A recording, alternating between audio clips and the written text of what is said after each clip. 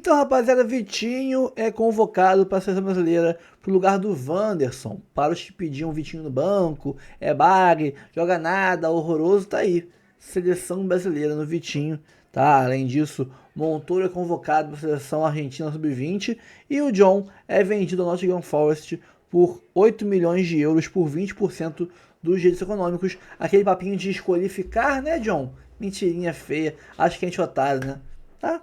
Vai, pode ir, vai com Deus. E Neto titular para ontem. Bom, vamos ver aqui a repercussão aí do Sport Center, da ESPN sobre Botafogo e Vasco ainda.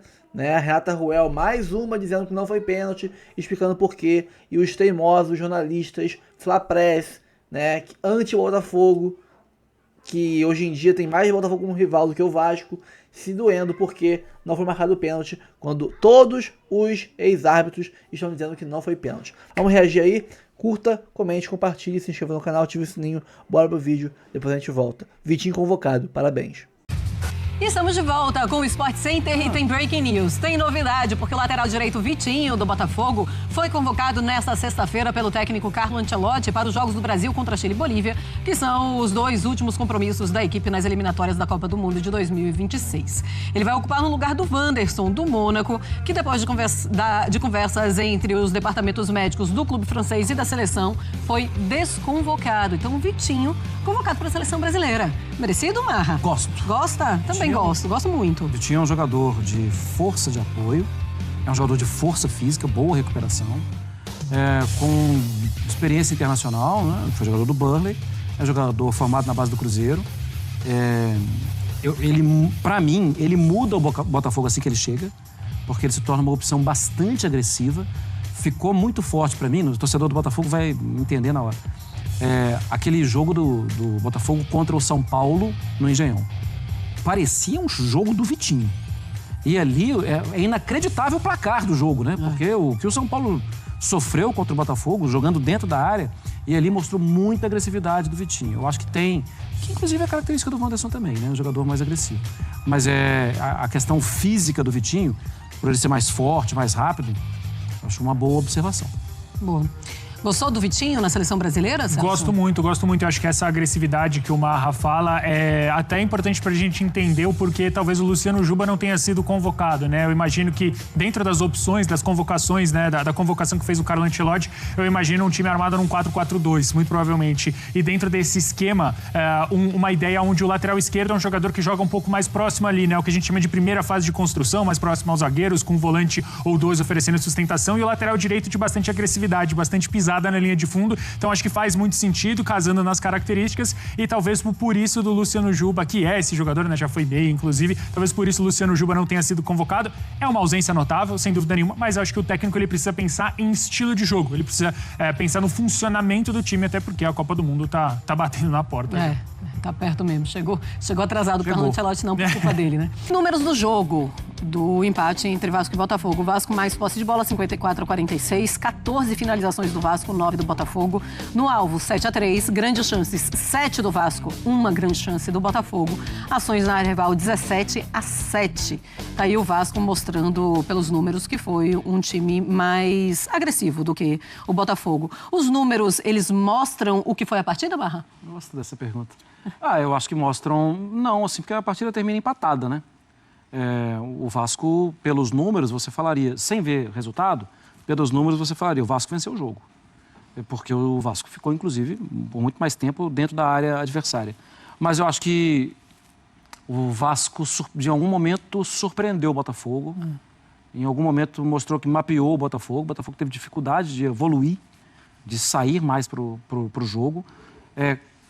Quando fez 1-0, já poderia até ter feito 2. Teve uma oportunidade clara no início, também com o Arthur.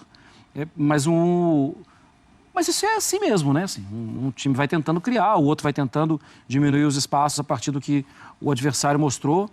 Eu, pensando até no início da matéria do Jufo, eu vi... Teoricamente, a gente veria mais drama para o Vasco.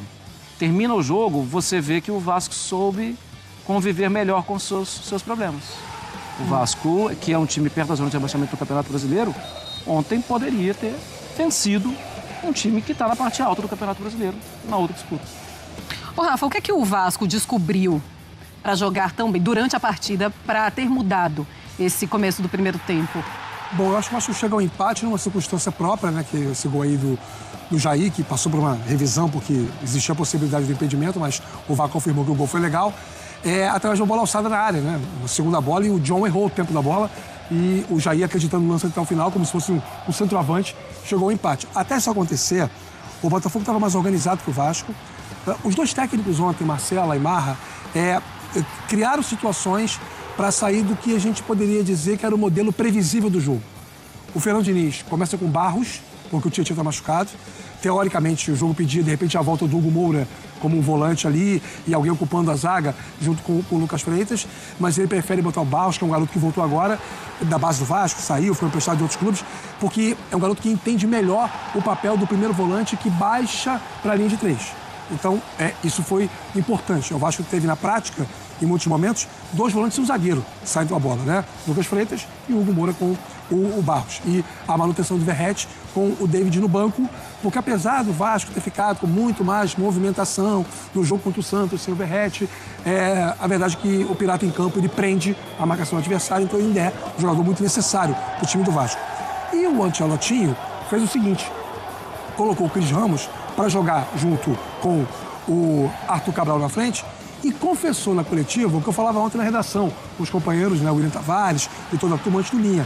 Ele vai jogar pela segunda bola, porque ele sabe que o jogo de proposição no território hostil, como ele próprio falou, que a expressão inclusive é muito usada pelo torcedor do Vasco, era um jogo menos confiável para ontem à noite.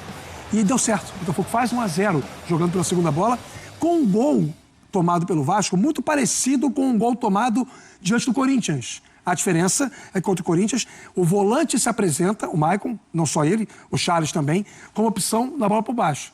E ontem contra o Botafogo foi uma jogada de cruzamento na área para o centroavante. Mas mais distante, né? Mais distante. Intermediária. Mais distante. Eu acho que o Vasco fechou melhor ali, a entrada da área. Mas não o suficiente para evitar essa inferioridade da marcação em lances específicos. Mas de lá da intermediária não dá para apertar tanto, né? Ali tem o mérito do tênis. Sim, até porque o modelo de jogo do Diniz, ele exige isso, né? O time vai todo. Então a volta ela vai ter um prejuízo.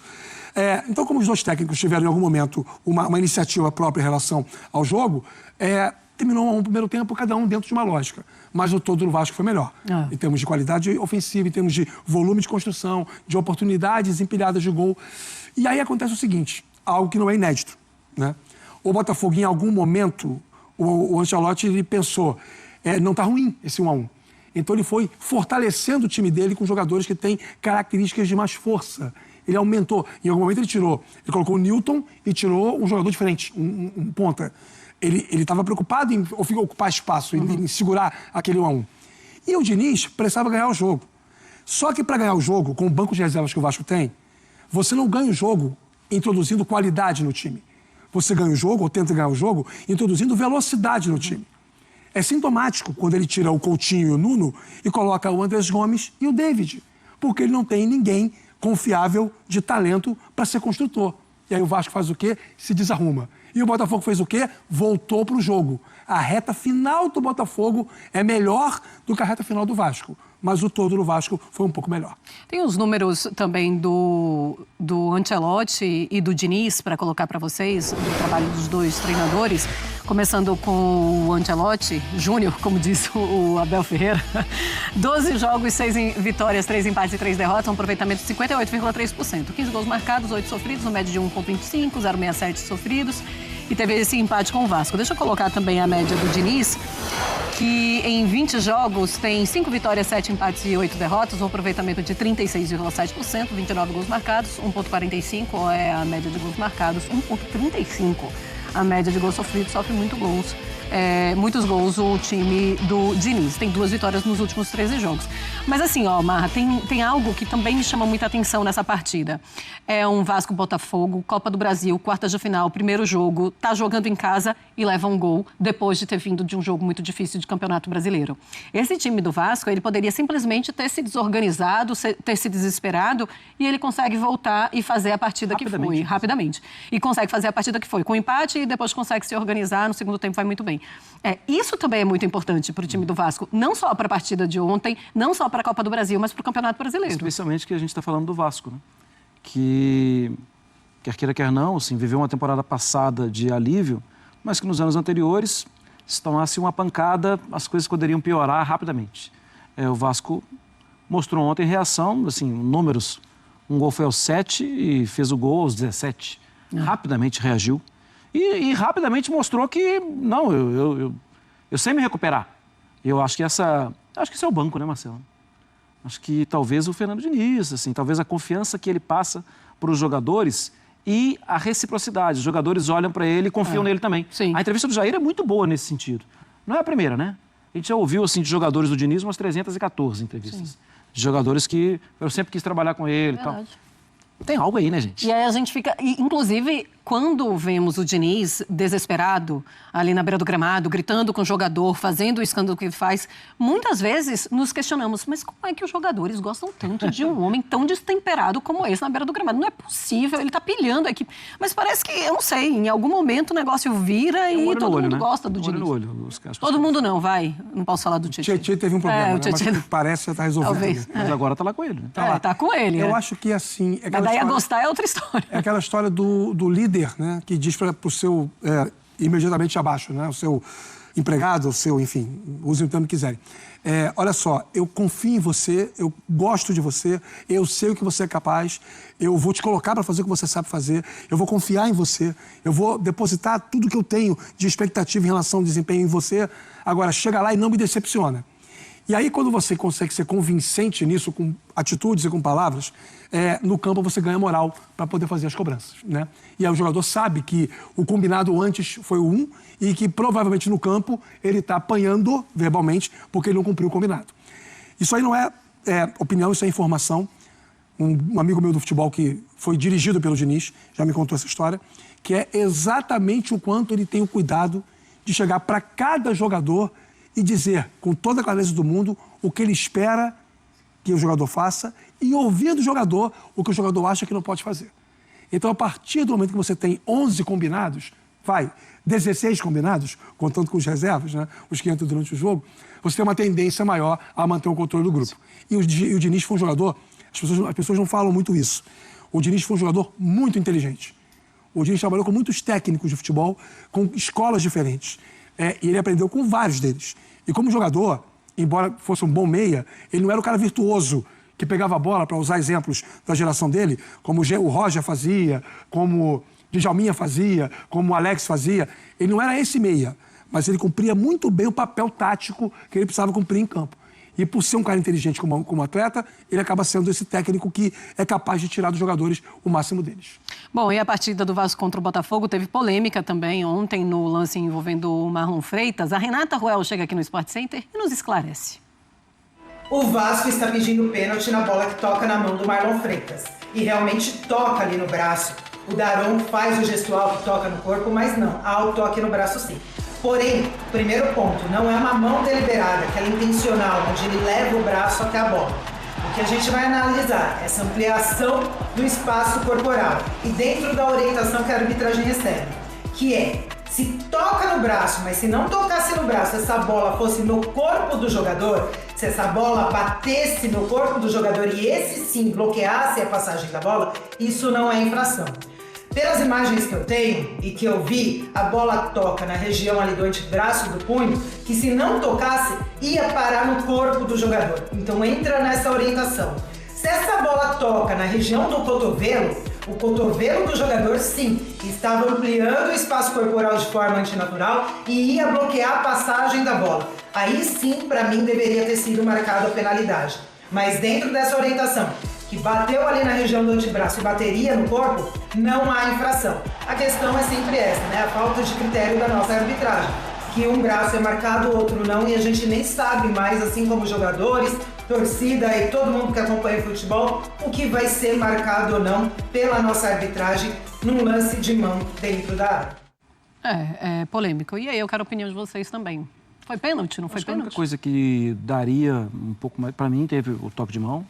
É a questão de ter sido muito em cima, a distância muito curta, para que o Marlon Freitas, deliberadamente, você deu o braço. Ele não estava se protegendo o rosto? Acho que estava protegendo o rosto, mas acho que teve um toque na mão. Para mim, ali seria pênalti. Para mim também. Eu acho que é pênalti, principalmente pelo fato de uma parte da fala da Renata, vir diretamente ao encontro do que o lance mostra, que essa história do cotovelo está fazendo parte de um processo de ampliação da ação corporal.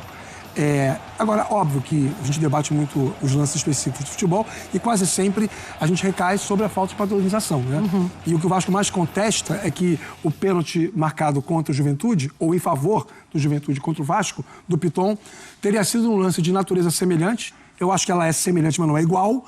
E lá o pênalti foi marcado sem contestação. Sim. E o que mais me pega nesse lance não é nem a não marcação direta. O VAR é mínima interferência, máxima eficiência.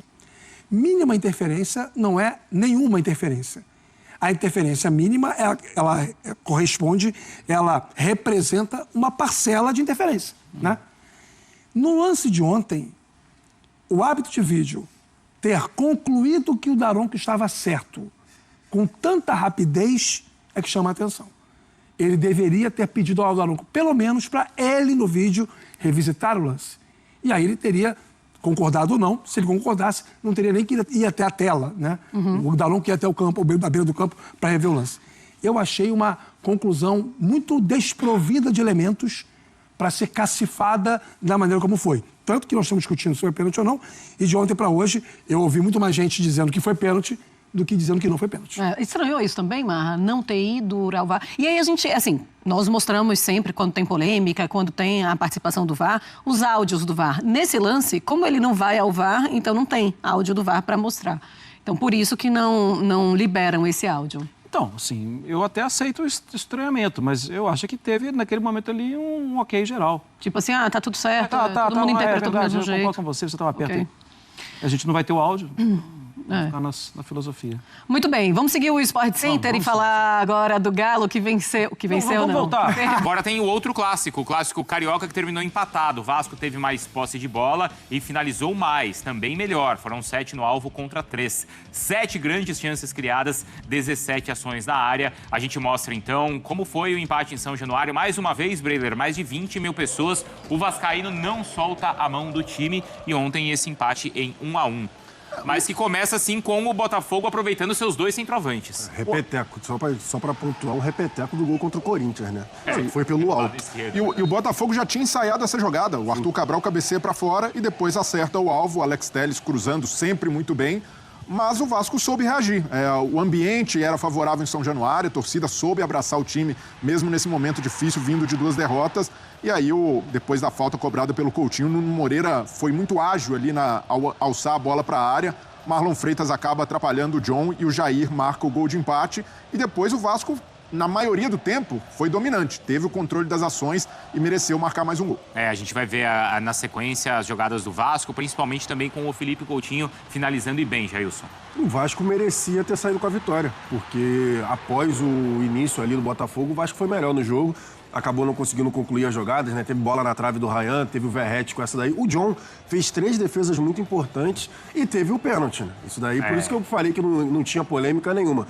Porque ali foi pênalti. O Marlon Freitas foi o braço aí na bola. Nesse lance. Teve essa do Coutinho. Primeiro que já é uma pressão enorme, né? Isso, a bola do Ryan e essa daí do Marlon Freitas, que, com todo respeito, pra mim é indiscutível, mas... O Daronco diz que pegou ali nas costas, mas a gente tem a imagem aí, né? E tá muito claro que pega realmente no braço. Primeiro o John defende, aí tem a bola na trave, na sequência a finalização. E olha lá onde a bola vai pegar, Breiler. Aí ele bate de primeira e o Marlon tá com a asa aberta ali, né? É o tipo de lance que 90% das decisões os árbitros vão decidir pelo pênalti e o VAR nem chamou. E aí o Jair, né? O Jair por trás no Daronco. Não vai dar pênalti, não? Não tava aí, então.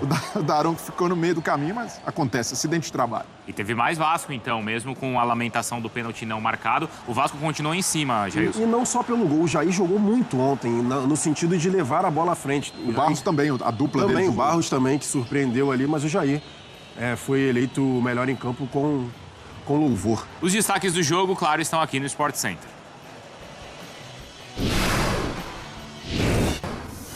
Na tela, a questão se o Vasco mereceu os aplausos da torcida, né? Olha só, contra o Botafogo, então o time teve maior finalização, isso em relação aos últimos 3 jogos, tá? Também no alvo, também as grandes chances criadas. E aí contra 9 finalizações, o melhor desempenho, e também as finalizações no alvo. Bom, também é verdade que, assim, os últimos 2 jogos foram bem ruins, né? Muito do Vasco. Então, também não sei se serve muito como parâmetro, mas pelo menos fez frente e tem essa reclamação da arbitragem também a seu favor. O Pedro Henrique Torre está com a gente porque o Clássico entregou tudo isso de entretenimento, hein, Pedro? Tudo bem, Bruno? Um grande abraço para você, um abraço aí, Jailson, Breler, todo mundo ligado com a gente no Sport Center. Pois é, tivemos um bom entretenimento ontem em São Januário, jogo animado, disputado.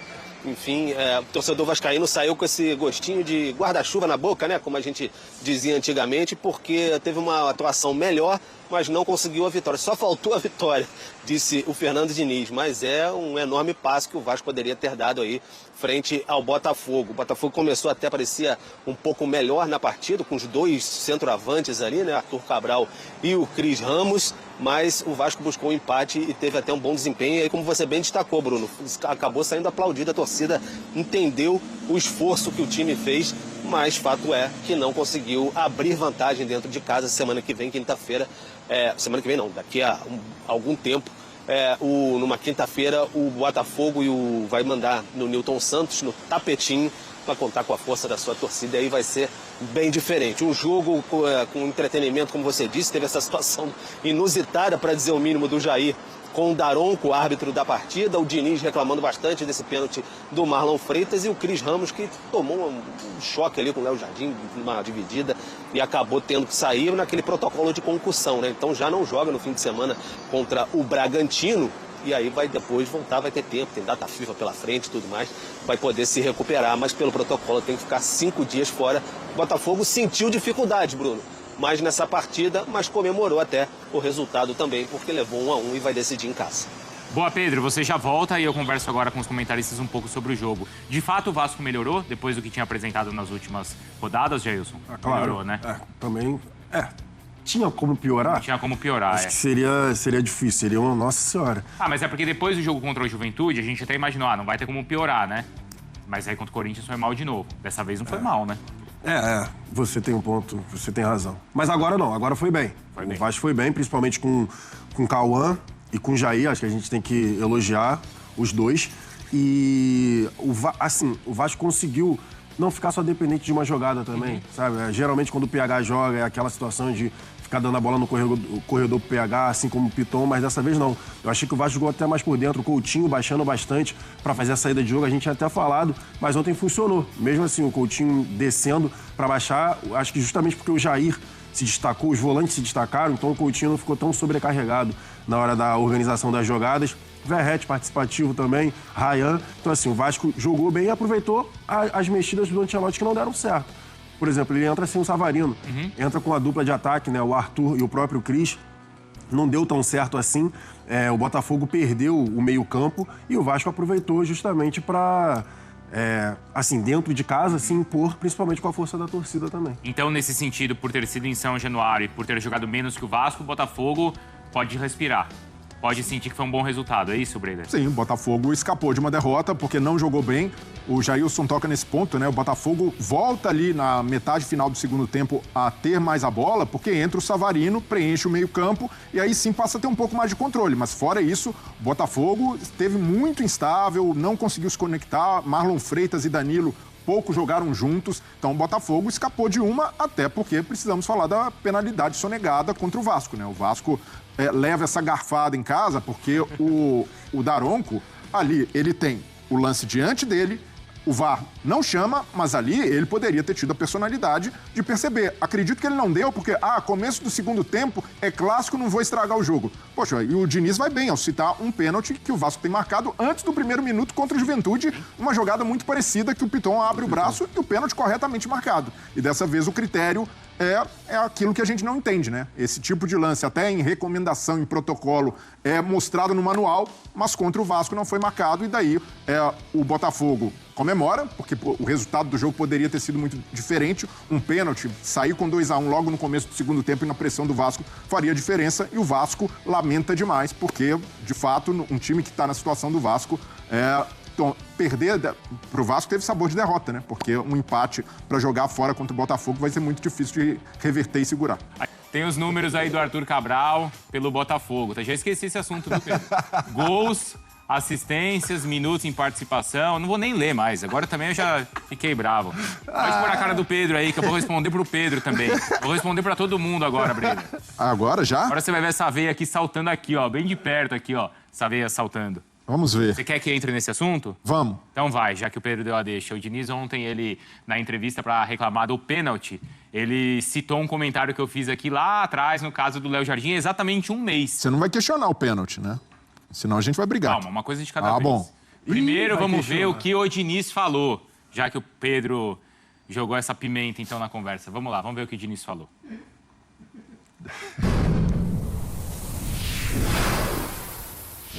Eu vi a imagem, eu achei um pênalti muito fácil de ser marcado, tão fácil de ser marcado quanto o do Piton. Foi muito parecido o lance. Mão aberta, o braço levantado. Eu não vi, não entendo. Não dá para... São critérios muito diferentes do futebol brasileiro. Né? Isso que irrita muito. Assim como da cera, a gente vai jogar agora, o Hugo Souza fez cera, o Everson fez cera. O único jogador que foi expulso na história, igual o comentarista da Globo falou, que eu falei que o cara não era médico, ele falou que mas não é trouxa. Mas todo mundo é trouxa agora, porque o único cara que não é trouxa foi o Flávio, que expulsou o Léo Jardim. O resto tudo é trouxa, desde quando eu comecei a jogar. Tem trouxa a vida inteira, mas naquele jogo específico do Inter, teve um juiz que não foi trouxa. O resto todo mundo é trouxa. Então essa falta de critério que tem, que irrita muito. O pior é que o Pedro ficava ouvindo e dando risada, né? O Pedro Henrique. O Diniz, ele se referia a um comentário. O Diniz, ele se referia a um comentário que eu fiz aqui no caso ali do Léo Jardim, na expulsão. Vamos ver o que eu falei na época, então, só para contextualizar e porque o Diniz estava falando do comentário que eu fiz. Olha só. O argumento que eu, nesse momento, tudo bem, eu respeito, né, como a Renata falou, como o Diniz falou, que é o seguinte: o árbitro não é médico. Tá, o árbitro não é médico, mas ele também não é trouxa. Gente, ele tem a sensibilidade, ele sabe o que está acontecendo no gramado. Cadê a Dudu? Ele deu o primeiro cartão, ele não é trouxa, ele deu o primeiro cartão amarelo aos 22 minutos. E o Léo Jardim continua, e continua, e continua. Ele vai lá e fala assim: cara, eu vou te dar um cartão. Se você não parar, eu vou te dar um cartão. Aí ele avisa de novo. E o Léo Jardim, não, mas é que tá aqui e tal. Aí chega uma hora que ele tem que dar o cartão. Sim. É insuportável essa cultura do futebol brasileiro, de toda hora tentar enganar o árbitro, é insuportável essa cultura do goleiro se jogar no chão. E a gente passou o ano passado inteiro cobrando a atitude do árbitro. Aí agora que o árbitro toma uma atitude, a gente reclama do árbitro. E aí no final da expulsão, o que o Léo Jardim faz? Levanta e sai andando. Ou seja, ele confirma que era cera. Como é que eu vou criticar o árbitro? Impressionante como eu argumento bem, né? Isso foi o que mais chamou a minha atenção. A veia pulsando, hein? O que foi, Pedro? Você não consegue se responder? Pulsando, deu pra ver daqui. Nossa, demais. Não, eu acho que é o seguinte, Bom, primeiro em relação ao lance de ontem, o Diniz está coberto de razão. Bom. Não, aliás, não só em relação ao lance, mas algo que a gente fala aqui todos os dias, a falta de critério da arbitragem. Sim. Nisso eu tô absolutamente de acordo com o Fernando Diniz. Sim. E acho até que no caso de ontem, nem é uma questão de falta de critério, é de pênalti mesmo. É um pênalti. O que tem de argumentação da Copa do Mundo de clubes pra cá? Mas no Mundial marcaria? Então, o Diniz ficou bravo comigo, mas eu vou te ajudar, Diniz. Podia ter usado um exemplo de um Mundial. O Palmeiras e Chelsea. O pênalti que é marcado do Luan, que tá recolhendo o braço, até diferente do Marlon Freitas, que o Marlon tá com o braço aberto. E o pênalti foi marcado lá como deveria sim ter sido marcado aí. Mas o VAR nem chamou o de ontem. Nem chamou. Aí que é um absurdo. Então, porque acho que o Daronco vê ali naquele momento ou não vê, ele deveria ter visto, mas é um lance tão rápido que aí o VAR deveria ter intervido. Né? Então, assim, nesse sentido, eu estou absolutamente de acordo com o Diniz, da falta de critério, e nesse caso nem critério, é um erro. Agora, o caso do Léo Jardim já era para ter superado também, né? Até porque, ou principalmente depois daquela nota constrangedora, eu não posso dizer que ela é mentirosa, mas ela é constrangedora que, para falar de uma lesão aqui na costela, apresentaram um laudo de um exame na bacia, de uma ressonância na bacia, de uma lesão crônica na bacia. Aí depois veio o argumento de um hematoma de 2 centímetros aqui. Vai jogar, não vai jogar, e depois é claro que jogou. Né? Então isso aí já faz mais de um mês, acho que já tem que superar. Mas sabe por que não supera, Bruno? Porque a gente continua vendo goleiros fazendo cera. Isso não mudou em nada o critério da arbitragem. E aí tá certo. E aí tá certo em cobrar. E a gente tá certo em reclamar quando o goleiro faz cera. Exato. E o Diniz, acho até que deveria estar do nosso lado nessa. Porque ele que é um cara que valoriza tanto o jogo e não vencer a qualquer custo, deveria ser contra quando os goleiros fazem isso. Mas o problema é que a falta de critério leva sempre para esse lado, de defender o seu. Porque a gente viu o Cássio contra o Mirassol, o papelão, a cera ali desde o primeiro tempo, não foi punido. Foi punido no finalzinho, aquele amarelo protocolar. Aí o Diniz citou, com razão, Everson, Hugo Souza, todos fizeram cera e passou impune. Agora, num lance em que geralmente, em 90% dos casos, os árbitros têm marcado pênalti com esse braço aberto, sobretudo dentro da área, contra o Vasco não foi. Então, eu entendo o lado do Diniz de estar indignado, porque ontem o Vasco foi, na minha visão, garfado mesmo. Porque esse lance era pro VAR chamar e fez muita diferença. Aí, menos de 2 minutos do primeiro tempo. Se o Vasco faz o segundo gol, na pressão ali no volume, ambiente de São Januário, o jogo poderia ser outro. Claro. E o Vasco poderia levar uma vantagem pro segundo jogo. Então, na minha visão, o Vasco foi bastante prejudicado por essa avaliação, que é a falta de critério típica, mas o Vasco tem 2 bons argumentos. Na do Léo Jardim da Cera, a cera continua acontecendo, ninguém é punido, os goleiros continuam parando o jogo a qualquer momento e nesse tipo de lance, inclusive contra o Vasco, né, no jogo contra o Juventude, em menos de 1 minuto o árbitro marcou o braço do Piton e corretamente, não há reparo a se fazer na marcação do árbitro, mas porque esse lance também não foi marcado. Aí olha lá, o Daronco tá de frente, não, esse lance aí... tá perto, olha lá, a visão perfeita, não tem ninguém na frente. Não, eu também acho. Ele deveria marcar no campo, se não marcou, o VAR chama e corrige a besteira. Também acho que deveria ter sido marcado ali no campo. É claro que a gente está vendo aqui pela câmera lenta e é o que o Daronco deveria ter tido a oportunidade também de ver, não é, Jailson? Sim. Porque ali, o lance ali é tão rápido que o Daronco pode até ter se confundido ali de ter pego aqui nas costas ou não. Mas o VAR tá aí exatamente para isso. Essa é a parte que mais me chama a atenção. Por isso que eu já falei algumas vezes aqui, quando tem questão de mão na bola dentro da área, né? A gente sempre entra nessa resenha, rodada sim, rodada também.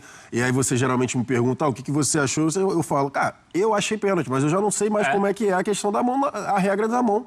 Eu não sei. Aí, com todo o respeito também aos nossos comentaristas de arbitragem, que eles vêm aqui, eles vão e explicam, o Simon explica, a Renata Roel, eles explicam, mas numa boa, às vezes nem quando eles explicam eu consigo entender qual é a regra atual da questão da mão na bola. Já isso, mas... Eu não consigo, aí a interpretação não é interpretação, mão na bola é pênalti, não é. Mas nesse lance, o que a gente tem visto os zagueiros fazerem normalmente? O zagueiro já percebe que o cara vai finalizar, mão pra trás. O Caio fez isso, o Caio faz, se for botar na tela aí novamente o lance, o Caio faz isso no chute do Coutinho.